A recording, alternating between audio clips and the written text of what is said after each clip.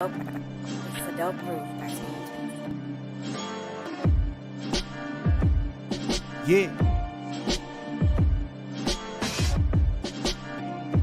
It's a big game. Who you know that got it behind the scenes like behind the O-line soon as the QB say hype. It's big game, big game. Analysis from the player's point of view. Injuries, big trades, player news. Yeah, sector competition, and he play with Tony Dungy. Better listen, I'm talking about Big Game Sports Buzz. Said everything you need and more. Yeah. Big Game Sports Buzz. I thought I told you once before. We call him Big Game James. Yeah, Big Game James. Big Game. What up, everybody? Welcome to another episode of Big Game Sports Buzz, where fanatics and pro athletes get together and talk about everything that involves sports and everything around it. I'm Jay Stocks. Of course, I'm joined by the man, the myth, the legend. Why we're all here, really, according to him. No, it's Big Game James. What up, Big Game? Yo, Jay, what's good, man? Yo, I had to sneak that in there, man. How you doing, man? Hey, man, I'm great. I wish sometimes that they can hear our pregame talk because, oh man, we gotta get it in. That's what we do, man. We talk a little crazy and enjoy it while we do it. So we doing That's what it. we do, man. All love. What up, Big Ron? I see you whooping up in here, man. Yo, love to have you. Yo, we love having our people come through. It is something that both Big Game and I, we talk about it all the time. So yo, keep it coming. Make sure that you spreading the love. Make sure that you click like and subscribe. Tell the folks out there that hey, this is a fun place to be. It's a time to be had, and we love telling you when you're wrong, especially Ron and MJ. So I'm just waiting on MJ to come in so I can tell him how wrong he is. Oh man. And yeah, I'm starting early. Hey, don't stop. I'm starting early. No, it's all love for sure. But yeah, we got a lot to get to. Packed show. So yo, Big Game, you ready to go ahead and jump in this thing, man? Hey man, let's get this thing rolling and started, Jay. It is time, brother. My gosh, I'm always right. Okay, Ron. Yo, of course we start with 4 downs. And then 4 downs, we take 4 headlines that we believe are big talkers, really, not even just headlines, just things that are going on in sports right now. The first one we're going to tackle is, of course, the Monday night game between Arizona Cardinals and the Los Angeles Rams. Big Game. Was this the game that we finally said, there might be something going on with Arizona? They may have gotten a little bit exposed that night. They go from number 1 in the NFC to number 3. Right. But Jay, realistically, I don't think that they've been exposed. I think just the way they've been playing football kind of caught up to them. I mean, realistically, if you think about it, you look at it offensively, they still outgained the Rams. You know what I'm saying? What, 447 yards, 356 yards. The Rams had 2 big takeaways, and Aaron Donald was a man-child in the middle of that game creating havoc. So, not that we didn't know that previously going into it. Right. They did some things that was just like, yo, what is going on? The Rams took advantage of it because, we don't know what we're going to get, right? I told you I was on the fraud. But I think that, the schedule's running its course. They're doing things. And I think realistically going in, I was still surprised that they were doing as good as they were, especially now with the injuries they have. But I don't feel like they've been exposed. I think that the Rams may have played finally to the way that defense is capable of playing. Yeah, I kind of agree with you. To me, they're going to win they should win NFC West. They should, be that, if not number 1 seed, number 2, number 3, whatever it is. But here's the thing that I start to look at is that when it comes time to playoff, they may be great and have a great record, but when they get into the playoffs and they have a book on them and they're like, okay, We know what you're doing. We can see it, and we're going to hit you in the mouth. It's going to be difficult for them. Like I thought their defense would have played better than they did, especially against Stafford, because again, he's what folks? What is he? I mean, He's Ben Affleck of the NFL. Hey, you're gonna put some respect on Stafford's name here soon. No, sir. Yes, you are. You're gonna have to. I refuse. If he plays what he did against Arizona, you know what I'm saying, throughout the playoffs, then you're gonna have to change your tune. I think. No, I like and here's the other part of it, because Matt Stafford is Matt Stafford. Yeah, he threw 3 touchdowns. Ramsey wasn't in the game. I mean, look, there were some parts that were missing out of the Rams that set the Cardinals up to say, okay, they should win this, but they weren't able to, whether it's because of Murray or whether it's because of whatever it was, or the coaching or whatever. But the Rams played. The Rams played their game. And yeah, I mean, sure, you can say he's like Dilfer. Okay, Dilfer didn't turn it over. Stafford will, though. Stafford will turn it over. He's going to put you in a spot and in a position where you're like, you know what? He really is good. He's not that bad. I don't know why he's getting this rap, why he's getting knocked on like that. Because he continuously does this. He's had star players. Least we forget, he had Megatron, right? He had a pretty decent running back in Detroit, right? So I mean, he's had some decent receivers. Now he has like all world-class receivers out there. I just don't see how LA, I don't see them getting over the hump. I just don't think Matt Stafford is that dude. I don't think he's that dude. I mean, that's cool. That's cool. You're supposed to, you're entitled to your opinion. Yes. But that team upgraded by getting rid of Goff. And Goff and those same Rams beat up on the Cowboys a couple years ago on the playoffs. Wow. This is what we're doing now. What we're doing now. Okay. I really didn't need to go there, but you didn't, because I do remember the Rams beat Tampa Bay, didn't they? They did, but they didn't beat us. Okay. They beat us last year on our Super Bowl run too, Jay. So what's the man? Let's not get outside. You're taking it the wrong way now. I think I'm taking it the wrong way. I'm taking it. You know what? I'll tell you what. This was supposed to be about the Cardinals. And it is. I apologize. My apologies. No, I apologize, because I made it about Ben Affleck. I mean, Matt Stafford. When it comes to Arizona, I'm just not so. I'm not ready.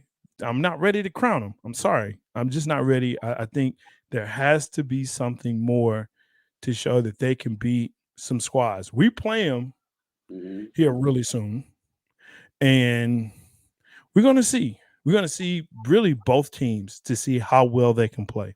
But I do think the Rams expose some things on Arizona, and with D-Hop now out for the rest of the season, we're really going to see. That's the part right there that gets them. Yeah. AJ Green has showed enough bonehead plays throughout this year to where they need D-Hop on the field, right? And I don't understand that. They're losing a big part. I get you on that. And that's the part I think that scares the most.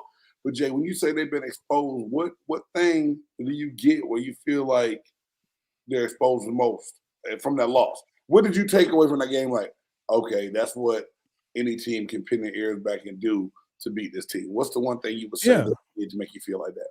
Well, I think it's just the fact that they don't have Ramsey, but you can't light him up more than you did. I mean, you have Zach Ertz. Mm-hmm. You have Green, who was supposed to be a really good receiver, who was a number one, right, on another squad last year. Now you looking at him like, yeah, this might be a 3. This might be a 3. Like, how far do you fall like that? And it's funny how that you do describe it in the fact that, yeah, he's making bonehead plays where you're a vet, like you're a vet. And he's not a CEO guy, man. I mean, at one point in time, this is number one that teams wanted. You know what I'm I saying? mean, And some of listen, them, I can't get over some of the mistakes he made. Just even back at the Green Bay game, time running out, he's blocking and they throwing the ball to him. It's a pick. It's like, what are you doing? I think there's a point where, I mean, this guy was going to be Hall of Fame, and some people may still consider him Hall of Fame receiver, but I thought he was on definitely the fast track to be first, heck, second ballot Hall of Famer. But now, I'm looking at how he's playing. This is not what it should be Right. at all. Right. So to me, that's what got exposed, is that they weren't able to overcome what was in front of them, and they don't have the receivers or the offense to push ahead without D-Hop. Something's going to have to happen. Maybe they put Colt McCoy back in. I don't know. Really? Really? For real? Colt McCoy? Nah, man. I love the look. That's all I needed. That made my night, man. We can move on to the second one. Yeah, we gotta go to second down because you said that with no confidence and belief in it when it came out of your mouth. Nothing. You knew I was Nothing. you like something else was in your, like you put something in Yep. your cup that you normally don't put in your cup or something crazy, man. I ain't even got no cups up here. My That's throat dry. That's the point I'm making. My throat dry. Nothing in there. Nothing in there. I don't want to use the word exposed because I think that Arizona will themselves through some games, right? And we didn't think they would get over it. They have a great record. They're playing better than what everybody thought. But that's it. I mean, we're going to get what we're going to get out of Arizona. And if Arizona was to get upset the first game of the playoffs, I don't think anyone's going to be mad or like, whoa, I didn't see that one coming. I don't think anyone's scared, and I don't think there's any team that's scared of the Arizona Cardinals. No, I don't think so either. Yeah, Colt McCoy. Respect them, yes. Scared, no. Yeah. There's that part. All right, moving on to second down. We've seen a lot of movement on the collegiate level. Here's the question. Is the transfer portal a bad thing? Has it become a bad thing for college sports, for college football in particular? Man, AJ, I've gone back and forth on this so many times, and I feel I have mixed emotions on it. And I still really want to. I've reached out to try to talk to a couple of people that I know that's in the college football game, and I want to get their opinion, their take on it, how it affects them directly. But it's a couple different things, and Ron Lamb is saying hell yes, and hell yeah. There's a lot of different aspects to it that I take issue with. So many kids nowadays, and as a coach, you're always talking about, compete, earn your spot. And Ron, I'm gonna touch on that here in a second. Big. I've got this from a coach. I'll let everybody know. But kids now is like, part of it to me is it's all depends on your reasoning, right? Some kids now are just like, well, I don't want to work and compete. I lost my job. I'm gonna just leave and go somewhere else. So it's almost like you that kid at the park that's taking his ball to go home because you got picked last. Or, hey, yeah, I picked you to run with the ones, but now I'm gonna move you with the twos. And you're like, you know what? Yeah. I'm taking my ball. I'm going home. You know what I'm saying? So they're leaving. Yeah. Now, and I'm gonna let you get your point in. Ron Lamb just said, about it hurts high school kids. And this is the thing that a college coach did say to me and another parent. They're now recruiting less high school players because now a lot of schools are turning and recruiting the portal. They want to go snag those 4 and 5 stars that are unhappy to bring them in. And so kids on the high school level are going to miss out. Now, your great 5 stars are still going to get signed and do what they need to do. But some kids are going to get skipped over. If they're that bubble kid, they're not the ESPN top 300. They're deserving and can play at a D1 program. But I got Spencer Rattler coming out at quarterback who's highly touted that may have just had a bad situation at Oklahoma. I'm going to go get him instead of going to get Bobby Jimmy. You know what I'm saying? It's just it's going to be Yeah. hard. People are going to miss out. Yeah, but I think big game at some point too, we also have to look at what college football is. And it is, for all intents and purposes, the minor leagues of NFL. Okay. It's what it is. Yeah. Okay. And not only that, you have coaches that can leave at any time, Right. mid-season, for any school, for any amount of money or prestige. We definitely saw that this season. Right. So, you know, I hear what you're saying. I agree with it, but I also think that you have to give these kids an opportunity to find a spot that works for them. You know, if it doesn't, and look, if it doesn't work out in Missouri, hey, you can go to Kansas, or you can go to USC, or you can go to Oklahoma. And I get it. Look, there's another guy that's going to be better than you. That's going to have a better game than you. And so now you've got to figure out, do I stay here and try to compete, knowing that more than likely they're going to have another guy that's better than that guy, so I'm not third string? Or do I try and go to another school, another situation to better my chances in the National Football League, or whatever it is? But yeah, I'm kind of siding with the fact that players should, and they're players, that they're athletic students. I gotta say that they're not student athletes any longer. Once they have put themselves, Let's get that straight, man. They said that to make parents feel better about sure, the situation, but I knew when I went on a full scholarship to University of Nevada, my number one job was to be the best defensive tackle I could be on that roster. My second job was to be the best student I could be, and then in that order.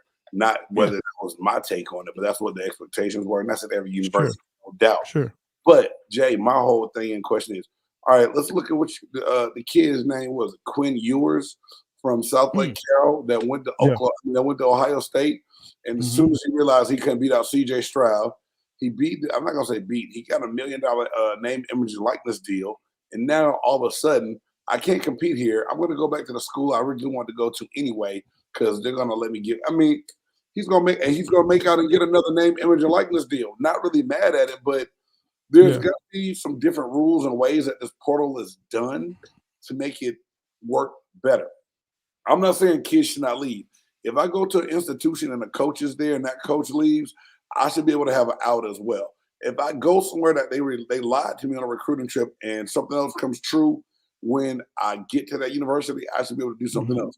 But dude, 13,000 student athletes were in the transfer portal up to a week ago, and 11,000 remain. Not just football, all of college sports. 11,000 kids are now you getting some kids that are bailing out on their scholarship, and some of them are going to get picked up, and they're going to lose out on a scholarship. There's going to be a better way of helping the people make the right decision that's not going to hurt them and help them. Because realistically, like I said, it's not number one in your head when you go there, and coaches can say what they want. It's all about winning, because if they don't win, they lose their jobs, don't get their money.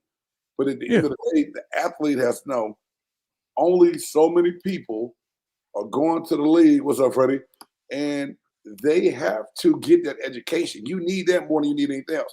Now, everybody thinks they're going to the league when they get to college, but realistically, is you have to position yourself to work the system, get the degree you need, and get ready to carry on with life. Because everybody's not going to make it to the NBA, NFL, Major League Baseball, NHL, whatever it is.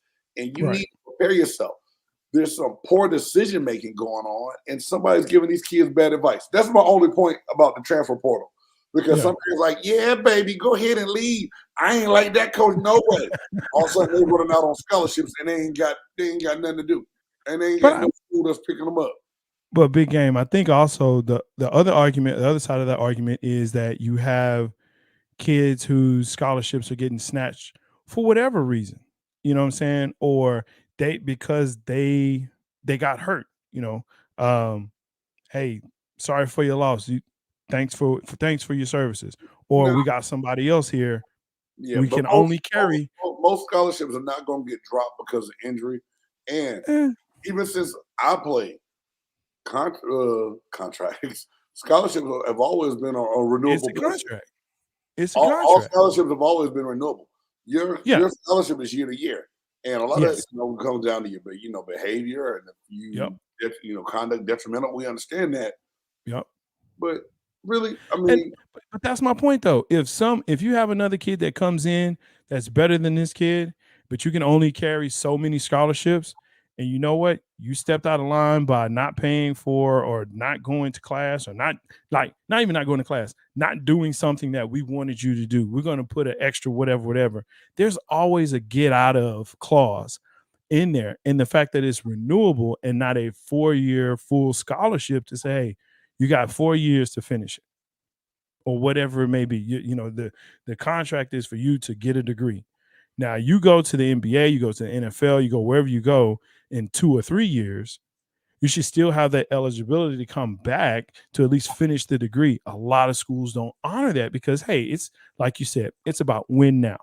It's all about win now.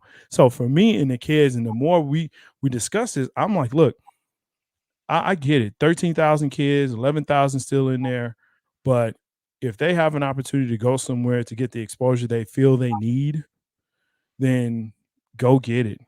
I understand. Because if you're gonna get there and be good, I think it's gonna happen. Sometimes you gotta grind it out and work. And yeah, I'm a little old school, Jay. I went somewhere first. Like I said, I was supposed to red shirt. Yeah. I made plays in practice, and they couldn't keep me on the sideline. They're like, "Shit, we got to put this kid in. He can play." You know what I'm saying? And I earned my keep. Started 4 years. Yeah. It's not gonna happen like that for everybody. Now at the same Yeah. time, like somebody said, "Well, coach, you didn't go to a Power 5 school." We didn't even call them Power 5s back then. Yeah. But at the same time, I got recruited by enough major conferences to where I knew what kind of player I was going in because of my preparation, getting ready for school. Sure. I fell short in my on test, and Mhm. Nevada was the one school that recruited me throughout the entire process and never stopped recruiting me. So, and I Right. tell everybody, to this day, Lamont Winston did a great job of convincing me that I should be at Nevada and I didn't need to go to the Pac-12 because no matter where I went, I was going to be good enough to go play in the NFL, and it happened. So, I mean, every situation is different. My whole thing is I want these kids to have a right to do something that's going to help them, but it needs to be a legitimate reason, and it needs to be, valid and not just, well, it's a little competition. I'm not going to work.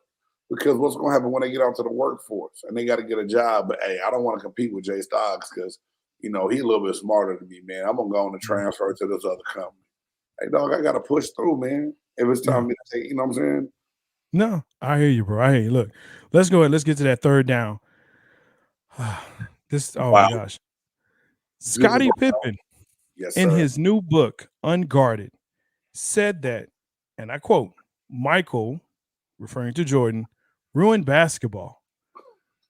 Is there some truth to that? I mean, because he goes on to say that before the 90s, it was more about team than individual. So here's the two-parter to this. The second part, do you think Scottie got into his feelings because how he was portrayed in The Last Dance? What say you? I don't think Scottie got into his feelings. I know he got into his feelings, Jay. And this is my whole thing, man. Well, start with the first part. Okay. Is he correct? Is Scottie Pippen correct in saying that Michael Jordan ruined basketball? No, he's not correct about that. Wow. Michael Jordan helped globalize the game. He helped make the game even more popular. The NBA is where it is today because of Michael Jordan. You can say what you want. Scottie Pippen can be pissed off at Michael. It is what it is. Now, was Michael Jordan an asshole? Yeah. We all saw that on The Last Dance, right? Yeah. Michael Jordan was an asshole to play with. He was not the best teammate in the world. But at the same time, he was Michael Jordan because of that. Scottie Pippen was the one that made some dumb decisions. And he didn't really want to come speak his part. And now he's mad and he was portrayed a certain way. Speak up for Wait a minute. Well, go ahead. Wait a minute. Okay, so you're saying that he made some dumb decisions, but I'm looking at this cat like he got 6 rings too.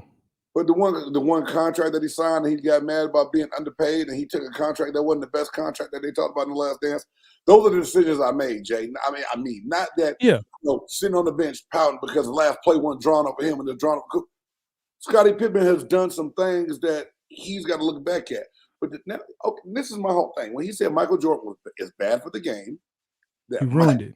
He Michael ruined the game. ruined the game because Yeah. everybody wants to be like Mike. He said Mike didn't play defense. He didn't pass the ball. He didn't rebound. If Mike was going to be your leading rebounder, you didn't need Dennis Rodman. Come on, jackass. Everybody can't lead in every category. So now Scottie is stretching with some of the stuff he's saying. Right or wrong? Okay, yeah, it's a bit of a stretch, but let's be real. Let's be honest Michael here. Jordan won 2 defensive MVPs as well. He won one, but here's the thing. Okay. He won Defensive Player of the Year, but here's the other part of it though. Scottie Pippen can be regarded as however you feel about him, probably one of the best two-way players to play the game because he played both offense and defense. I mean, to me, maybe it's part of he wants to sell more books, and so that's it. But there was a rift before the books. There was a rift before all of that. Yeah, I mean, it's one of those things where, to me, it started early.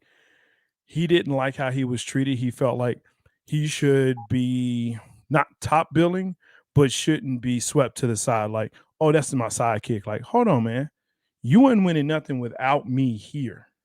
Like you didn't win.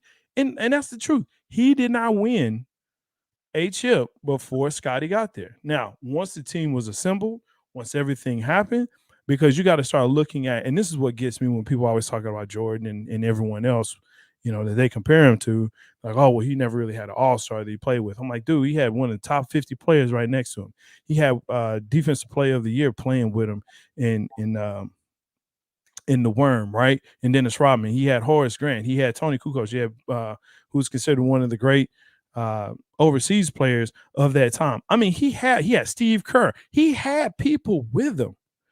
But you're right. He's a person that, and I get what he's saying, in that before Jordan, team ball was emphasized.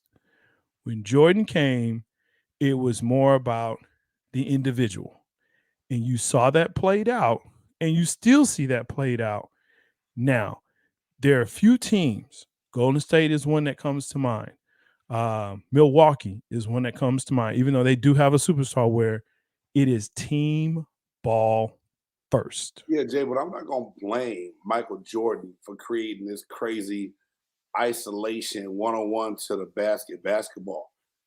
Yeah, he may have been highlighted a little bit more, but he still played within his team, and that's why they had the success they had, and they won championships in Chicago. Michael Jordan still used the pieces around him to succeed. Yeah.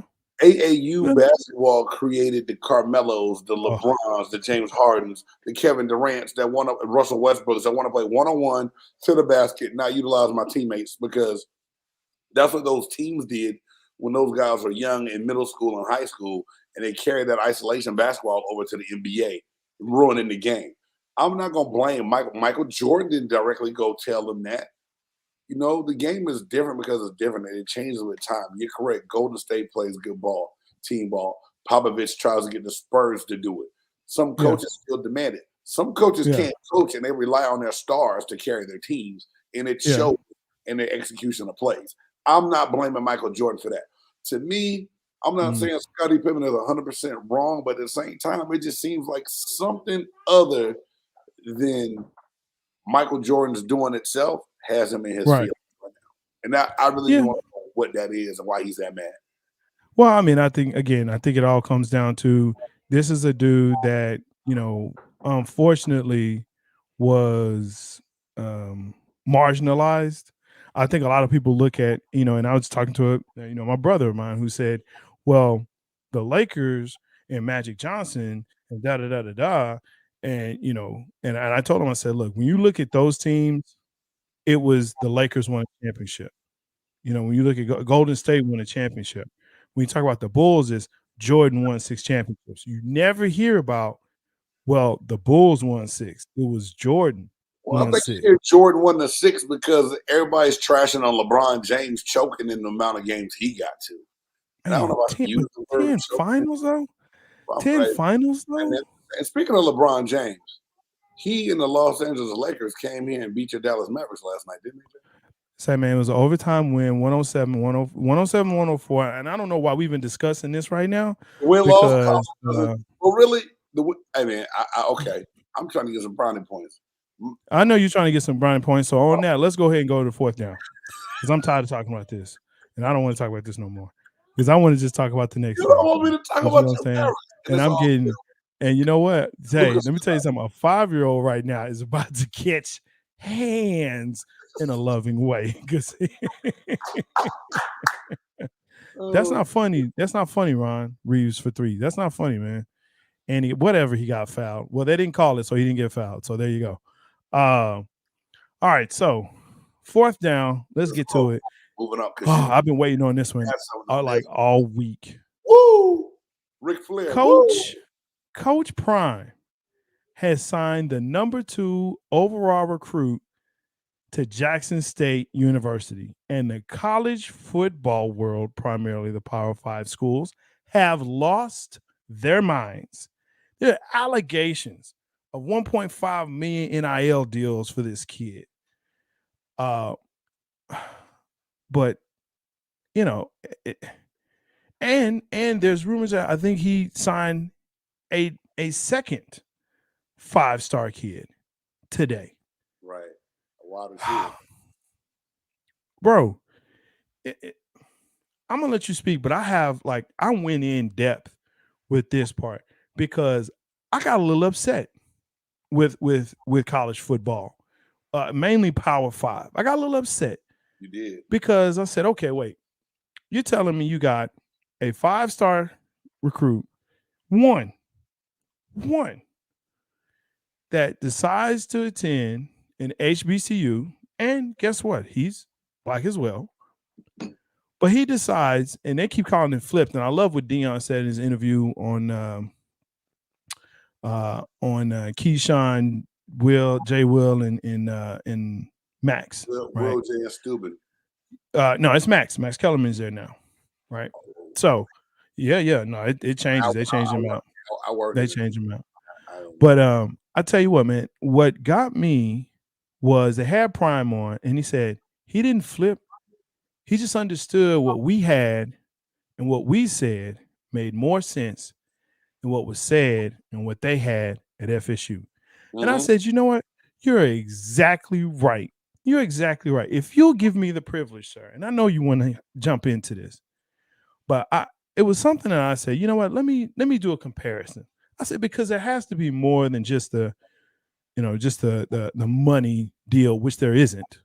Right. But I said, okay, why would a number 2 overall 5-star pick choose JSU over FSU? Why would they do that? Couple of things. Number one, all but one of their games were televised at JSU. So there's that. So there is exposure. But let's just talk about the staff. And we can start at the head. Deion Sanders, Pro Football Hall of Fame, 8-time Pro Bowl, 2-time Super Bowl champ, 14 NFL seasons. Coached for over 10 years in the high school ranks, winning state championships in his respective league, and coached the Under Armour All-America game for the past 10 years, where you have the top recruits from high school play. That's the head coach. You don't even know who the FSU head coach is right now. I mean, I get, but he ain't got no NFL experience. Exactly. Well, there's a lot of different things that go into this, Jay. And first and foremost, 2 shows ago, I gave Coach Prime a lot of love for what he was doing and what he's trying to do. I gave him a little bit of a hiccup and a slap on the wrist about bringing in a bundle of Brittany, right? But it was still a lot of fun, a lot of jokes because of what he's trying to do, right? He's trying to change the landscape in the game. But my whole thing is, I said it before, and I have a good friend of mine that is a Jackson State alum, and he was like, man, I don't want Deion Sanders as my coach. He's too much of a circus. Today, that same friend and I had a conversation, and he said, man, that's the best thing that ever happened to Jackson State. And that's why I don't like fanatics. And like I told you, Jay, not just Jackson State. It's what he's done for the whole HBCU landscape to make it relevant and people know about what's going on. And this is my whole thing. Travis Hunter, second best Yeah. player in the country, right? Yeah. He has the right to go anywhere he wants to Anywhere go. he wants. Period. Absolutely. No one. Absolutely. No one quit. Now, people are going to try to say, well, how do they get this NIL deal? You didn't say when Bryce Young did it. You There didn't you say go. anything when Quinn Heward did it, like we Man. just talked about with the transfer portal, right? Quinn Yeah. Heward, he left high school early. He shitted on his high school team, excuse my language, Yeah. leaves South Lake Carroll, goes to Columbus, Ohio, not going to be the man at Ohio State, leaves, goes to Texas, and is about to ink another NIL deal. Yeah. But now people want Yeah. to question how Jackson State can get this money. No. Do y'all Bro. not know who Deion Primetime Sanders is? The man can sell ice to an Eskimo. I told you that. Dude. But check this out. That's just the head coach, right? Because I got a whole thing here. Now, I'm gonna go to this, but that's just the head coach. So you telling me that this guy who's a DB, who Coach Deion has already said he's gonna play both ways, but he's a DB going to be coached by one of the best DBs to ever play the game? Okay, cool. You don't get it? I get it. Dennis Thurman, 32 years of coaching experience. This is the DC, right, for Jackson State. This dude was a DC for the Bills and the Jets under Rex Ryan. Coached the Ravens defense. Coached players like, Darrell Revis, Antonio Cromartie, Troy Polamalu. No, he should go to FSU. He shouldn't go get taught by Dennis Thurman. That's crazy. Right. That's insane. Right. Kevin Mathis played in the NFL 10 years. Cowboys, Saints, Falcons. He shouldn't play with that guy because what does he know about getting to the next level? Right. Let me tell you something, man. FSU staff, they have one guy that has NFL experience. Randy Shannon, 2 years with the Miami Dolphins. That's it. That's all they got. So you're going to try to compare FSU staff to Jackson State staff? You're going to tell me that all these guys who don't have any NFL experience except for one who coached at Miami, right? And they ran him out of there. Right. Right. This kid is saying, hey, wait a minute. These guys know how to get to the NFL and do well in the NFL. Right. So I would rather go to FSU where I know these guys don't have the experience, but these coaches do. They coached these types of guys, and they're looking at me saying, yeah, you can do that. We know you can. We're going to get you there. Smitty just made a good point, Jay. A lot of minorities are not getting jobs at Power 5 schools to where you may go to have one or two on staff. Hey, I can go to HBCU. I still know the game. I know what I'm doing. Yeah. I took me to the league, maintain myself in the league, and I can coach people and help people out at the same time. So this is my whole thing. And I know you're going to touch on it in a minute, so we're not going to take away from the next segments. But, we really got to open our eyes. And as parents, like I say all the time, I for so long believed that D1 was the only way I needed to go, to where I never even looked into the HBCU route, to where now I'm glad that because of people like Eddie George, although I don't know if Eddie George is the best coach in the world, but he put together a good staff that helped Tennessee. Yeah, he did. Now, right? People like Deion can put these kids in positions to see Black people be successful for one. They're successful coaching now, right? And they feel like, okay, I can do this. They open their eyes up to make them think that it's an equal. It's not a step down. But it also shows you where fans of Power 5 schools see us and how they think that they're better and that they're going to lose out by going to a Black institution. And it can't be like that. It's got to be, you make your choice and your decision to go play where you feel more comfortable. And, hey, you go get it done. That's it. Look, Smitty does make a great point, man. There's another person that was just signed to be a coach down at Grambling State by the name of Hugh Jackson. So, NFL head coach was considered a great offensive mind. You put him down there in Grambling. So now you got Hugh Jackson, who was a head coach in the NFL. You got Eddie George, who's Pro Bowl Hall of Famer. You have Deion Sanders, who's Pro Bowl Hall of Famer. Dude, you're correct. Hey. More of the players, if they go to the HBCUs, they not flipping these kids. They going out recruiting these kids saying, hey, look, we have a culture that's going to be conducive, and we have knowledge Yep. that you can use for the NFL for the next level. Okay. And also, Hugh Jackson is going out, and I want to say flipped. He grabbed 3 4-star recruits out of the transfer portal because he took one from my school, the University of Nevada. They got a 2-year all-conference starter from the Mountain West. Not saying the Mountain West is great, but he was an all-conference starter for 2 years, played as a true freshman at Nevada. He's going to Grambling to play offensive line. So they coming in to hit the ground working, and they're bringing in pieces to try to be competitive. So now Deion Sanders is even causing other schools in the SWAC to try to step their game up to be on the same level as Jackson State. I know, I love it, man. Yeah, he's definitely flipping, and it was stated earlier. He's definitely flipping everything on his head, where now people have to take HBCUs more seriously. They did in the past because there was no other place that they could go, but now that they're seeing that, hey, we play on ESPNU, we're starting to get our own networks, we play on BT, we're going to have the exposure that all these other schools are getting. And now here's the thing, and I heard this too, and this is a great point. We're going to move into our next segment. But could you imagine Deion going up to like Notre Dame or playing a Clemson or playing an A&M or playing a school, playing a Mississippi State and beating them? Wow. Well, how does that look now? Because now what happens is this: they're scared. They don't want to play those squads because it's like, okay.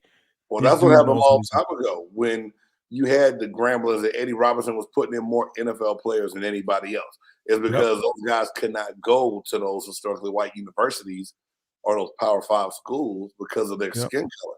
And then when they realize it's going to help us get wins, we got to go get them. So it's going to happen. And the thing is, dude, do you know Deion Sanders and those guys brought in Travis Hunter the weekend they played against, what was it, Prairie View for the SWAC championship game? No, he said they brought him in for homecoming. But it was SWAC championship also he went to, I think. No, it was homecoming. It was 65,000 fans. 65,000 at HBCU game. That a lot of people didn't think that could ever happen in Jackson State and Rocky. The thing is, this really isn't as new as of late, but Jackson State of the past had great athletes like that. They filled that stadium up like that, and it's all becoming relevant again. Absolutely. All right. Yo, that's our 4th downs. Oh, man. Chase, you can be Vandy now. That's a fact. All right, let's go ahead. Let's get into our next segment. You know what it is. What you love, of course, is our Oh Hell Nah. Yo. Oh, hell no. Oh, hell no. Oh, hell no. Oh, hell no. Oh, hell no. Oh, hell no. Oh, hell no. So this Oh Hell No segment, man. Hey, Jack, this is what I think, man. Oh, hell no, guys, because we bring you the real of the real. Jay's Oh Hell No is going to be some good stuff, and it's going to tie in a little bit to what we just said, right? So, Jay, I'm going to ask you this time. I'm going to go first because I know you're going to kick off and you show me some good stuff that you found, right? But my Oh Hell No of the night is a repeat offender. We have got our first time, second appearance for someone on Oh Hell No. And that is Mr. Urban Meyer. He just got fired this morning. And I was almost like, dang it, don't fire him yet. Let me do the Oh Hell No, and y'all fire him the next day. Because I knew on Monday he was going to be an Oh Hell No. I just had a feeling in my bones, Jay. So Coach twerks a lot. We already talked about Urban Meyer not having his priorities straight, not wanting to get on the airplane with his team to go back to the club and have the young girl twerking on him and shaking the rump thing in his lap. Yeah. That shaky locker room, couldn't really run the locker room. Was having issues this past week of players coming out speaking up on him. So, just this week, Mr. Urban Myers, a story comes out. Kicker Josh Lambo came out and accused Urban Meyer of kicking him and assaulting him. Now, when I say assault, I'm going to say verbal assault. So, the article I read and what Urban Meyer did to belittle and degrade them tells me what kind of person he really is. And this is my thing that I hate about some college coaches coming into the NFL. I'm a grown man first. I'm a player second. And you're going to come at me with respect and treat me like everybody else or how you want to be treated or we want issues. For this story to come out as late as it did means Josh Lambo done whipped Urban Meyer's ass like he should have. If Urban Meyer did something to him that he shouldn't have done, sometimes you can't worry about your NFL dream. You got to make sure that fools like this don't get away with doing what they did. So long story short, Jay, Urban Meyer, it was said that in pregame, he referred to the special teams unit as, hey, kicker, hey, snapper, hey, punter.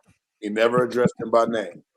And he would walk by those guys and say, now the curse words used were beyond funny to me, and I'm about to repeat them because I ain't heard a curse word like this in so long. Hey, shitbag. Hey, dumbass. Make your fucking kick. Shitbag? What kind of cursing you doing to these people? So now, all you really had to do, Urban, was come in. They were going to give you 2 years to lose and be horrible. They knew you were a cellar dweller.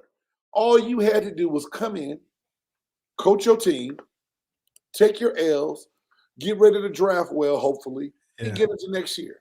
But you couldn't get out your own way. Yeah. It told me a lot and told me a lot about him as a person and that some college coaches never, ever need to get into an NFL organization because they cannot handle it.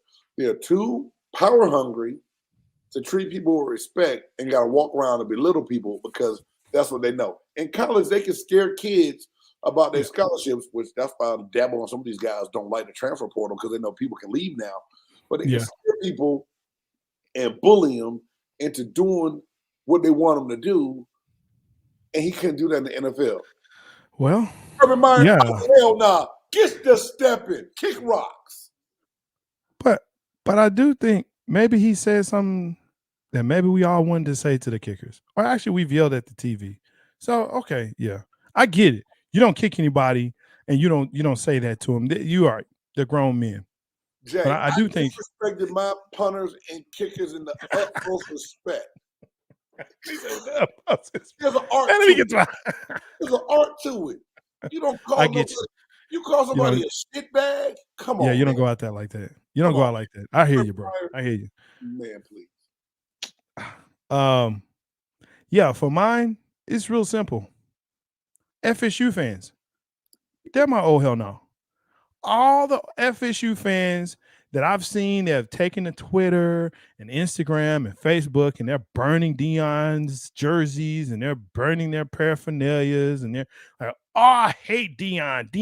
They should unretire his number. Let me tell you something. Just like I just told you, and I ran it down for you, you shouldn't be mad at Deion. Deion is doing his job. His job is to win at JSU. It's not to help FSU win. It's not. He assembled a squad of coaches that is far and above better than the S-bags that are at FSU. That's a fact, okay? When you have that big a staff and not one of them only one of them has some NFL experience that you're trying to get to these kids to the next level, and you call yourself a Power 5 team. You call yourself, you know what I'm saying, a team to be reckoned with. And Jay, get out of here behind. That's why Jimbo Fisher left. Jimbo Fisher left. FSU wouldn't even invest in him in the monetary needs that he for facilities and everything else. And you want them to still compete and be on that level. It's not going to happen. Not in today's college football. And guess what's happening at A&M, folks? Yeah, he's recruiting top five-star recruits at Texas A&M.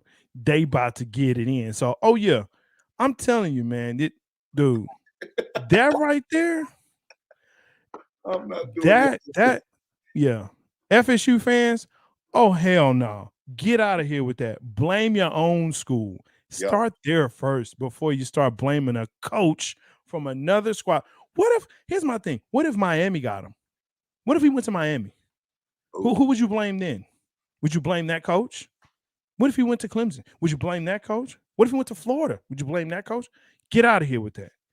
Get out of here with that. All right. That's it. I'm so done with them.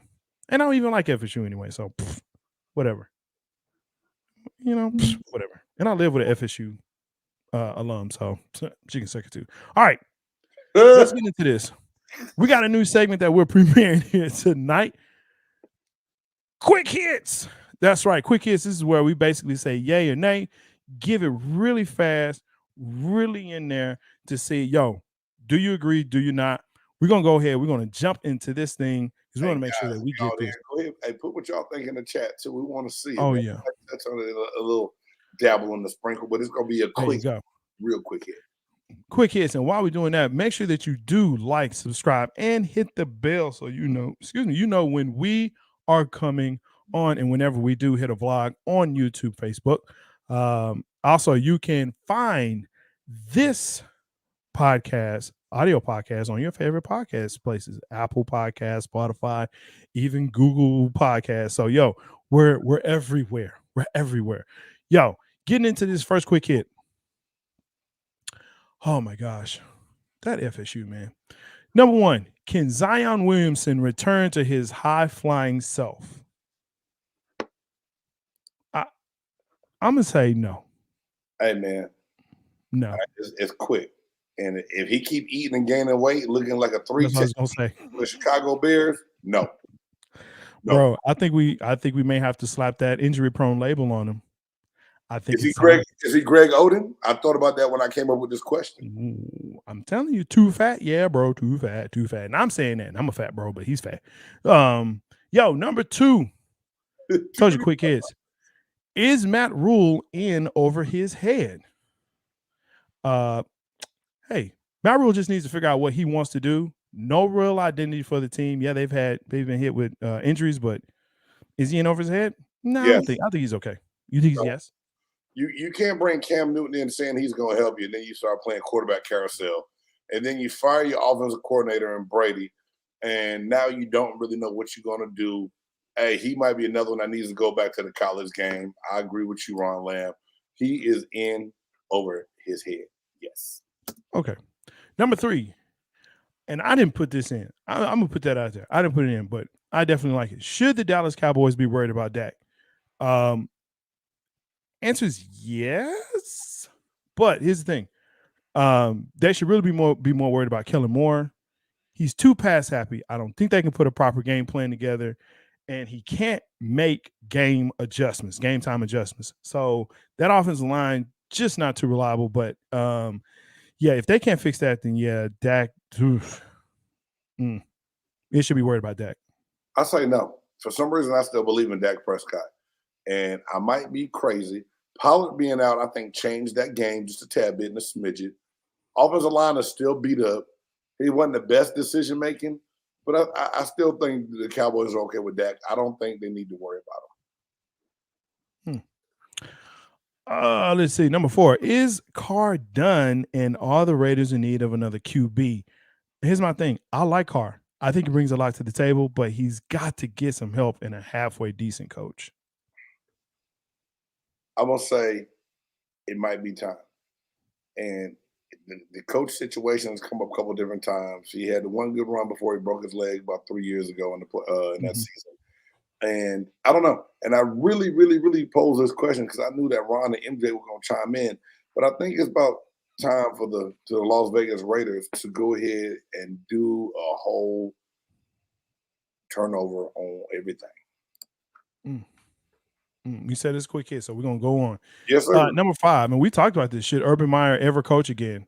Well, I think we kind of answered that, and I can answer it with the Florida bye-bye, booby. Yeah, it's a wrap, man. Bye-bye. Urban Meyer, to me, better go find a job on Fox, commentate, be a jackass and an asshole somewhere else. Excuse my language for anybody that don't like it. Urban Meyer needs to go. No one needs to fool with this dude no more, man. He shows us all about him. He doesn't give a damn about nobody else. And these are kind of institutions that if he goes to Florida State after Mike Novell gets fired, they're going to say that young black men should go play for him when he kicking people in the hand and the leg and call them shit bags. Nope, Urban Meyer's done. Yeah, I'm gonna say no on that one. All right, and finally, is Micah Parsons the best defensive player in the NFL? Listen here, folks. Dare I say new prototype?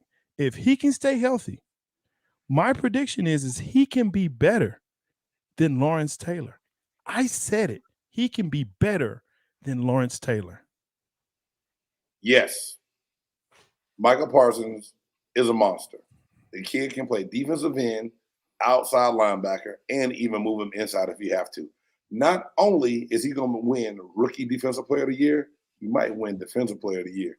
And that would be some crazy stuff. Bro. He's a monster in my book. I'll give it to him. Who's better than him? It's a quick hit. But I do have to ask you. We're at the end of the hits. If you want to add on to ask Smitty who's better, go ahead and ask him. Because we Smitty, who's better? Who's better? Who's better? He's the right. He's especially this season. Nah, there's no one better this season defensively. And here's the thing: if he moved in as a total defensive end, or all he did was just rush, he would be on pace to have 25 sacks. Just think about that. Watt and Donald, man, come on. Are you serious? What's what? JJ or TJ? Because JJ won this year. Aaron Donald, I mean, we could have a conversation about that, of course, because where Aaron Donald plays. Now, okay. But Aaron Donald has one job. It's okay. It's okay. He has one job. All right, folks. That's been fun. Yo, I like that, man. I really like that quick hits. It's quick. It make me shut up sometimes. And we all like that. All right. So let's go ahead. We're going to get in and make sure, hey, like the show, buy us a coffee. Help us grow. www.buymeacoffee.com/BigGameJames. This helps the channel grow. We can do a lot more things. Maybe I can get a Christmas tree. I don't know. Probably not. But you can help us support. You can help support this show and also efforts that we're able to do because we want to go and do a lot more than just sit here and talk with y'all. All right, here we go. So, of course, it is time now for our top 5. That's right, top 5. Now, a lot of people have top 100, top 50, top 25, even top 10. But here on Big Game Sports Buzz, you know how we do it. Top 5 is how we do it. Somebody's in, somebody's out. So, for this week's top 5, man, top 5 most hated teams. Now, please remember, teams, not just organizations, because that's easy. Top 5 teams. Be specific. Which team is the top 5 most hated teams? Now, usually we go ahead and let Big Game go ahead and get in there and do his thing. Big Game, you ready? Yes, sir. I am ready. All right. Go for it. Who's your top 5 most hated teams? Top 5 most hated teams. You know what's funny? I had to really I dated myself, I think, on some of these. And some of y'all, if you don't agree, oh well, it's my top 5. It's not yours. Number 5, the Boston Celtics. I just think it's something about that organization that makes you hate them. And I know for me back in the day, not only Lakers versus Celtics, it was because our Hawks would always run up to the Boston Celtics in the Eastern Conference Championship and lose. So I hate the Boston Celtics for that reason. All right, Boston Celtics. Number 4, Duke. Duke, and not just Duke University. Duke men's basketball. I hate them with a passion. I don't know why. And every time Duke played and made it to the national championship or the final, I just didn't want to, I don't care who won. I just didn't want it to be Duke. I didn't want to be Duke. You can call me a hater, and I'll take being a hater right now. But Duke is my number 4. Can't stand him. Christian Laettner still. They never met the guy. Never met him. Don't like him. Yeah. All right. Number 3. Would you say Christian Laettner is the Ben Affleck of college basketball? Yeah, let's go ahead and do that. I'll do that. I'll call him Ben Affleck from here on out. And he might be a great guy. And I might meet him one day and be like, damn, Christian, you're not as bad as I thought. But you played the Duke. The only person Duke I like is Grant Hill. Okay, you can keep on with your list. Oh, my bad. I thought you stopped to ask me a question. I thought you were about to say something. Number 3, Bama. Don't know why. When Nick Saban got there, I hate Bama. Period. It is what it is. Number 2 is a team that we talk about often on the show and sometimes too much. And matter of fact, if you happen to be wearing the emblem on your head, the Dallas Cowboys, and Jay, you always say this: either you love the Cowboys or you hate them. Well, damn it, I don't love them, so that means I hate them. Man, if you hate the Cowboys, the Dallas Cowboys, you hate America because that's America's team. I'm like Don King. I love America, goddammit. I can't stand the Cowboys. America's team, y'all America's team to y'all. Nobody else considers y'all. Everyone. Man, everyone. Gone. Everyone everywhere. That. And then number one for me is a little different. The Washington football team. Wow. Dan Snyder taking over that franchise and running it right into the dirt and the ground. Can't stand it. So, hey, that's what I got right there for you, man. That's my top 5. Thanks, Ron. We hate you too. That's okay. You know what? That Washington football team was a bit outside. I never would have expected that from you. I know you the Washington football team. That was a good one. That's a good one. What did you think I would have coming? And I know you got to get to yours. I don't know. Yeah, I'm gonna get to mine. I don't know. I would have figured maybe the Saints or somebody out of the NFC South or something. But okay. Jay, back when I played, we were in the NFC Central. So that's true. That's true. That is true. Green Bay, Chicago, Detroit, and Minnesota. And if I had to hate, out of all of them, it would be Chicago is the one I hate the most out of all of them. Wow. I grew up a Falcons fan until I started playing for the Bucks. You know what I'm saying? So, so I can't really hate the Falcons. That's just what it is. That's what's up. That's what's up. I think a lot of people, they just like the Falcons because, it's just something about them. But I'm with you on that. All right. So for my top 5, folks, I was a little bit more specific because I'm just that type of person, but that's okay. That. I'm a nerd. I'm a fanatic nerd like that. Yankees with A-Rod. I hate that team. Like that team, they can light all 27 of them on fire right now. That's how much I hate them. Don't care for them at all. Yankees with A-Rod. Yankees in general, but Yankees with A-Rod for sure. Packers with Aaron Rodgers. He's douchey. I don't like the Packers because they're cheaters as well. So there you go with that. There you go with that. Whatever. The 90s Eagles. I still hate the Eagles, but I really don't like the 90s Eagles because, just that whole organization. Who throws batteries at Santa Claus? People. They throw batteries at players also, not just Santa Claus. True. Yeah. I should have. It's a player. Hit with the AA battery in Philadelphia before the vet.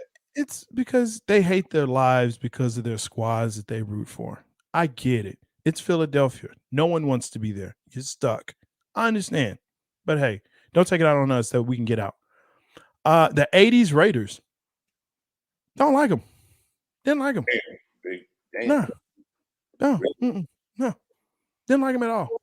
Thought they were trash. Played like trash. They were just mean. And I don't mind mean. I don't mind it. But the 80s Raiders, trash. And Christian Leitner's led Duke. I'm with you on that, man. Duke is something about Duke. I don't know what it is, but it is something about Duke. When they play, you just hate them. And you hate them, and you don't care that you hate them. You don't mind it because it's Duke. So, there you go. There's the top 5 from Big J. That's cool. Whatever, because we play. Yeah, physicality. Cheating, but that's all good. It's all good. So, hey, we appreciate you being here. We're now ready for our final and gray segment. And, of course, this is brought to us by, let me get to it. Bam. Did you write it in there? Yeah. This is brought to us by Fat Boy Coffee. This, of course, is Big Games Extra Point.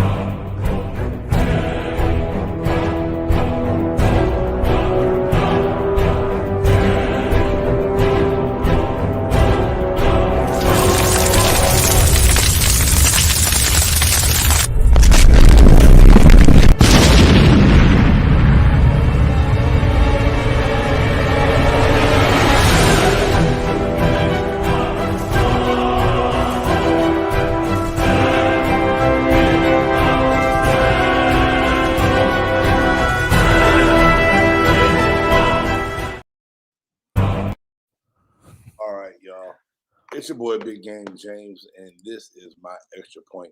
And before I get into my extra point, I just want to take a few minutes to say I send my condolences and rest in peace to the family of Demaryius Thomas. Demaryius Thomas was a first-round draft pick of the Denver Broncos, played over 10 seasons in the NFL, and passed away suddenly this past week at the age of 33 years old. It still just reminds me to grab hold of life, enjoy it, make the most of it, because you never know when those days are going to be over. Demaryius Thomas was not just a great teammate and a great football player. He was a great person and a great man. And his family came out and revealed that he was suffering from seizures here, and that's what took his life. No need to say, still want to just send, a big hug and condolences to the Thomas family, and I sure hate that he's gone and no longer with us. When I bring you my extra point, I just try to always bring you things that I feel are very relevant and need to be said in today's life, not just sports, but life in general. And as I sit up here and I talk about Urban Meyer making the mistake that he did, getting a chance that he did, and never should be able to coach again, I had to stop and think. Urban Meyer is who he is, and he was just revealed for the person he is. But at the end of the day, Urban Meyer is not really to blame. I put the blame on Shahid Khan, the owner of the Jacksonville Jaguars. He needs to come out and take ownership because he's the one who hired Urban Meyer, and I don't think he did an extensive enough background check to see what kind of person Urban Meyer really was. Here it is all the time. You have things and people in place that can get job interviews. They can get hired, and you want to go what you think is the shiniest thing. So you went to go get someone that had a lot of success in college, and he won some national championships. But never one time did he come in and control an NFL locker room, not having the relationships that he needed to have. He came in and he decided to treat men like boys. He had no respect for his players. Neither did he have respect for the game. And it's because of that, Urban Meyer has now been fired by that same owner, Shahid Khan, who believes so much in him. We got to stop giving so many people on the outside chances to do a job that people on the inside have and never get a chance to do. I'm Big Game, and that is my extra point.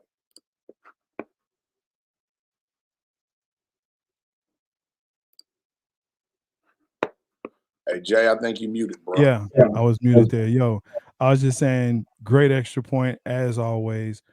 Folks, please hug your person. Hug whoever it is. Tell someone that you like them, that you love them, that you care about them. It's so important, especially around this time of year. Yo, I'm Jay Stoggs. That's Big Game James. Make sure that you like, subscribe, and of course ring the bell so you know whenever we vlog and or come on, because we always have something to say and we want to hear what you got to say as well. Again, Jay Stoggs, Big Game James. Hit us up, Apple Podcast, Spotify, Google Podcast. Yo, we'll holler. This has been Big Game Sports Buzz.